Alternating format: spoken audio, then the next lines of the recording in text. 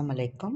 இந்த கடலப்பருப்பை இப்படி வேக வச்சு எடுத்துக்கலாம். ஹல்வா செய்கிறதுக்கு முந்திரி போட்டிருக்கிறேன். அது கூட தேங்காயும் போட்டு நைஸாக அரைச்சி வச்சுக்கலாம். முந்திரி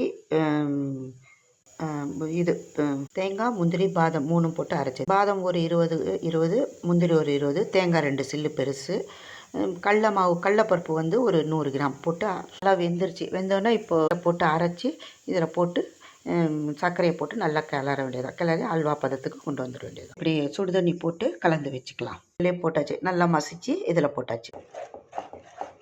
வந்தோடனே சர்க்கரையை போட்டுடலாம். 100 கிராம் சர்க்கரை போடலாம், இதுவே சரியாக இருக்கும். சர்க்கரை கம்மியாக இருக்குது. பதத்துக்கு வந்துடணும், ஒட்டவே ஒட்டாது, அப்படியே டேஸ்ட்டாக இருக்கும். அப்படியே பாத்திரத்துல ஒட்டவே இல்லை பாருங்க. அப்படியே அதுக்குள்ளே இது ஸ்டஃப் பண்ணி வேக வச்சு எடுத்துக்கலாம். இல்லை இதுக்குள்ளே வச்சு வேக வச்சு எடுத்துக்கலாம்.